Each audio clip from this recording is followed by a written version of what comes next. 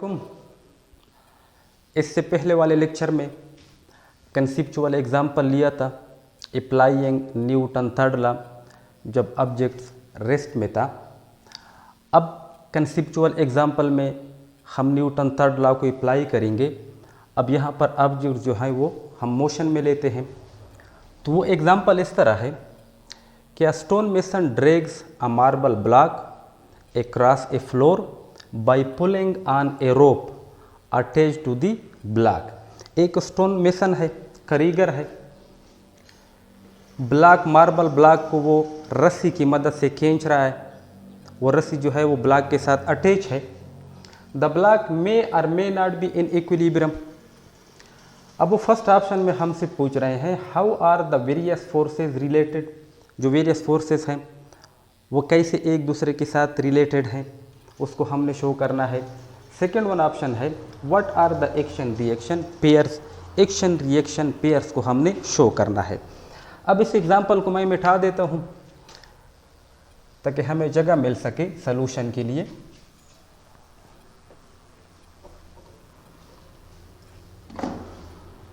तो हम फिगर को ड्रा करते हैं। ये है मार्बल ब्लॉक, रोप अटैच है मार्बल ब्लॉक के साथ और इसी रोप को पुल करता है स्टोन मेसन, ठीक है ना, अपनी हाथों की मदद से उसको ड्रैग कर रहा है। अब यहां पर हम अगर देखें तो ये स्टोन मेसन जो है रोप की मदद से ब्लॉक को ड्रैग कर रहा है, खींच रहा है। तो स्टोन मेसन रोप पर फोर्स अप्लाई करता है। जो फोर्स अप्लाई करता है रोप पर इस डायरेक्शन में उसको हम लेते हैं एफ एम ऑन आर, यानी the force exerted by mason on rope. तो रोप जो है वो अपोजिट डायरेक्शन में इसी मेसन पर फोर्स अप्लाई करेगा। तो उस फोर्स को हम लिखेंगे the force exerted bye rope on mason.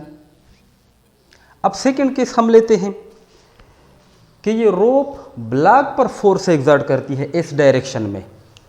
तो उस फोर्स को हम लेते हैं the force exerted bye rope on block.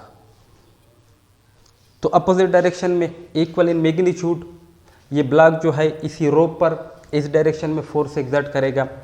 तो उस फोर्स को हम लेते हैं कि the force exerted by block on rope. तो इन चार फोर्सेस को हमने शो किया। अगर इन चारों फोर्सेस को हम देखें, फर्स्ट वाले केस में स्टोन मेसन रोप पर फोर्स अप्लाई करता है और रोप जो है वो स्टोन मेसन पर, यानी दो forces acting on different bodies. तो हम कहते हैं कि ये दोनों फोर्सेस जो हैं ये एक्शन रिएक्शन पेयर हैं। अगर हम सेकेंड केस को देखें, रोप ब्लॉक पर फोर्स और ब्लॉक रोप पर अपोजिट डायरेक्शन में फोर्स, दोनों फोर्सेस मैग्नीट्यूड में बराबर, अपोजिट इन डायरेक्शन, या हम कहते हैं कि ये दो फोर्सेस जो हैं acting on different bodies, to bodies के बीच में इंटरेक्शन है। तो यहाँ पर हम इन दो फोर्सेस को एक्शन रिएक्शन पेयर कह सकते हैं। तो हम लिखेंगे एफ आर फर्स्ट वाला case on M is equal to minus F M on R के। सेकेंड केस को हम लिखते हैं F B on R is equal to minus F R on B. ये दोनों फोर्सेस जो हैं ये एक्शन रिएक्शन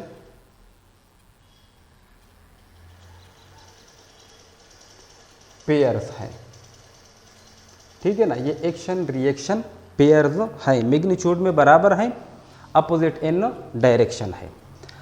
अब अगर हम यहाँ पर ये फोर्स और ये फोर्स ले लें तो ये दोनों फोर्सेस जो हैं इसको हम एक्शन रिएक्शन पेयर नहीं कह सकते। ये फोर्स और ये फोर्स इन दोनों फोर्सेस को हम एक्शन रिएक्शन पेयर नहीं कह सकते। क्यों?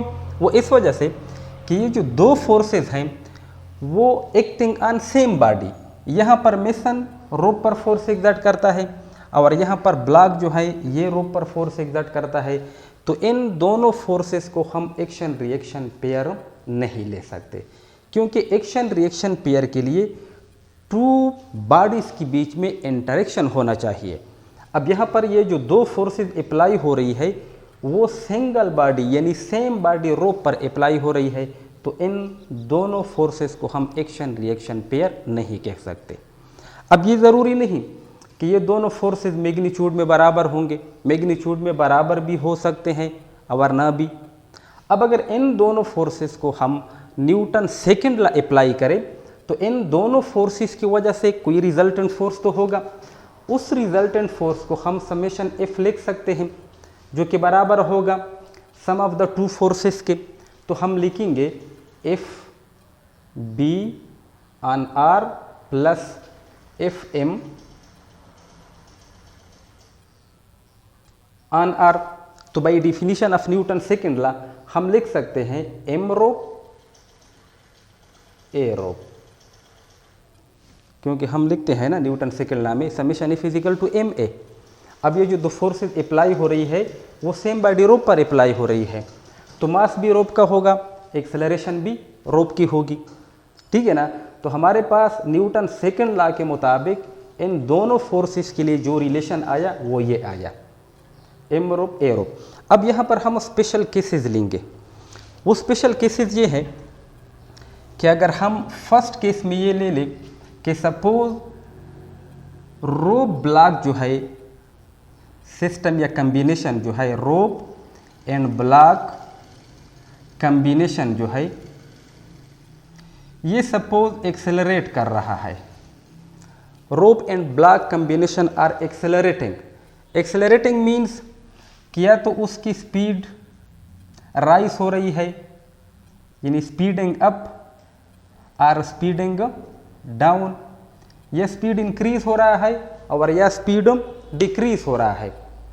तो इसका मतलब ये हुआ कि बॉडी जो है वो नॉट इन इक्विलिब्रियम होगी। अब जब बॉडी एक्सेलरेट कर रही है उसकी स्पीड में या इंक्रीज आ रहा है या डिक्रीज आ रहा है, तो इसका मतलब ये है कि ये सिस्टम जो है या ये कम्बिनेशन जो है ये इक्विलिब्रियम में नहीं है। अब जब सिस्टम इक्विलिब्रियम में नहीं है तो फिर वहाँ पर तो हम न्यूटन फर्स्ट लॉ को अप्लाई नहीं कर सकते। अलबत्ता न्यूटन थर्ड लॉ को अप्लाई कर सकते हैं, क्योंकि न्यूटन थर्ड लॉ इस पर डिपेंड नहीं करती बॉडी एक्सेलरेट हो रही है या नहीं। दोनों सिचुएशन में अगर एक्सेलरेट हो रही है तो भी, अगर एक्सेलरेट नहीं हो रही है इक्विलिब्रियम में नहीं है तो भी हम लिख सकते हैं कि ये दो फोर्सेस जो हैं ये इक्वल इन मैग्नीट्यूड होंगे, अपोजिट इन डायरेक्शन होंगे। बॉडी एक्सेलरेट हो रही है वो इक्विलिब्रियम में नहीं है। जब बॉडी इक्विलिब्रियम में नहीं होगी तो वहाँ पर हम न्यूटन फर्स्ट लॉ को इस्तेमाल नहीं कर सकते, क्योंकि न्यूटन फर्स्ट लॉ को हम तब इस्तेमाल कर सकते हैं जब बॉडी इक्विलिब्रियम में होती है। अब जब बॉडी एक्सेलरेट कर रही है तो इस दौरान ये फोर्स और ये वाला फोर्स, ये दोनों फोर्सेस मैग्नीट्यूड में बराबर नहीं होंगे, बल्कि ये क्या होंगे, डिफरेंट होंगी। यानी हम लिख सकते हैं कि the force M on R ये नॉट इक्वल होगा किसके, the force exerted by block on rope के, क्योंकि बॉडी इक्विलिब्रियम में नहीं है। जब बॉडी इक्विलिब्रियम में नहीं है तो इस दौरान ये जो दो फोर्सेस हैं ये मैग्नीट्यूड में बराबर नहीं होंगे, बल्कि क्या होंगे, मैग्नीट्यूड में डिफरेंट होंगे। अब यहाँ पर तो न्यूटन थर्ड लॉ अप्लाई होती है, क्योंकि न्यूटन थर्ड लॉ में बॉडी एक्सेलरेट कर रही है या एक्सेलरेट नहीं कर रही है, दोनों केसेस में वो न्यूटन थर्ड लॉ जो है वो होल्ड होती है। लेकिन न्यूटन फर्स्ट लॉ तो तब एप्लीकेबल होती है जब बॉडी इक्विलिब्रियम में होती है। अब सपोज हम कंसीडर करते हैं कि रोप और ब्लॉक सिस्टम जो है वो अब इक्विलिब्रियम में है। अब इक्विलिब्रियम में लेते हैं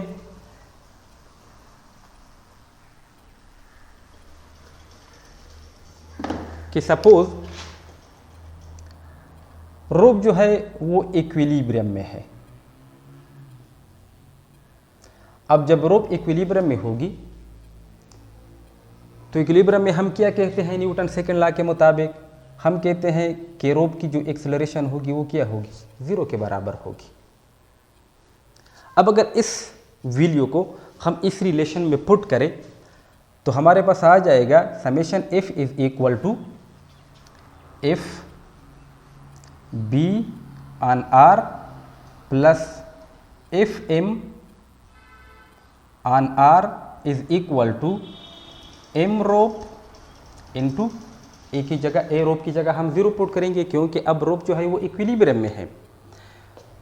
तो ये टर्म जो है ये 0 के बराबर हो जाएगा। तो हम लिख सकते हैं F B on R plus F M on R is equal to 0 के। अगर इसको हम दूसरी साइड पे ले जाएं तो हम लिखेंगे F B on R is equal to minus F M on R के। तो यहाँ पर ये दोनों फोर्सेस मैग्नीट्यूड में बराबर अपोजिट इन डायरेक्शन, पर यहाँ पर तो हमने न्यूटन फर्स्ट लॉ को अप्लाई किया या न्यूटन सेकंड लॉ के मुताबिक, न्यूटन फर्स्ट लॉ या सेकंड लॉ के मुताबिक। अब यहाँ पर न्यूटन थर्ड लॉ जो है वो हम इस्तेमाल नहीं कर सकते या यहाँ पर एप्लीकेबल नहीं है। न्यूटन फर्स्ट लॉ के मुताबिक हमने एक्सेलरेशन की वैल्यू को 0 पुट किया क्योंकि बॉडी इक्विलिब्रियम थी, रोप जो है वो इक्विलिब्रियम में थी। तो न्यूटन फर्स्ट लॉ के मुताबिक F B on R will be equal to minus F M on R, not his third law. अब इस सिचुएशन को हम इस तरह भी ले सकते हैं कि अगर हम सपोज करें कि रोप की मास जो है वो नेग्लिजिबल स्मॉल है as compared to the mass of the block और मास ऑफ द मेसन के, तो ऐसी सिचुएशन में जब हमने रोप की मास को नेग्लिजिबल स्मॉल लिया तो हम पुट करेंगे फिर उसी केस में कि mass of rope is equal to 0 के। अब इसी रिलेशन में स्पेशल केस में अगर हम एम रोप को 0 पुट करें तो भी हमारे पास ये रिलेशन आ जाएगा, F B on R is equal to minus F M on R के। ठीक है ना। तो ये सिचुएशन जो है ये तब वैलिड है अगर हम ये सपोज करें कि बॉडी इक्विलिब्रियम में है। ठीक है ना। इक्विलिब्रियम के साथ साथ अगर हम ये भी ले लें कि फॉर एग्जांपल रोप की मास जो है वो नेग्लिजिबल स्मॉल है as compare to the mass of the mason और मास ऑफ द ब्लॉक, ऐसी सिचुएशन में हम कह सकते हैं कि एफ बी ऑन आर जो है वो बराबर होगा minus F M on R के। अब इसके साथ साथ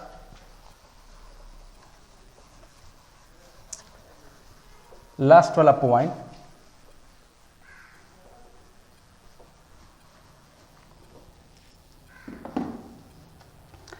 अगर हम कंसीडर करें ब्लॉक को,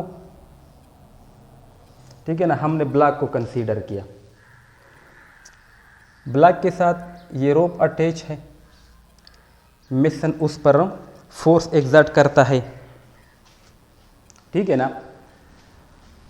तो मेसन जो फोर्स एग्जर्ट करता है, मैं शॉर्टकट में ये मेसन कंसीडर करता हूँ इस डायरेक्शन में, तो इस फोर्स को हम लेंगे एफ एम ऑन आर, रोप पर जो मेसन फोर्स एग्जर्ट करता है। अब रोप जो है वो ब्लॉक पर भी फोर्स एग्जर्ट करती है इस डायरेक्शन में।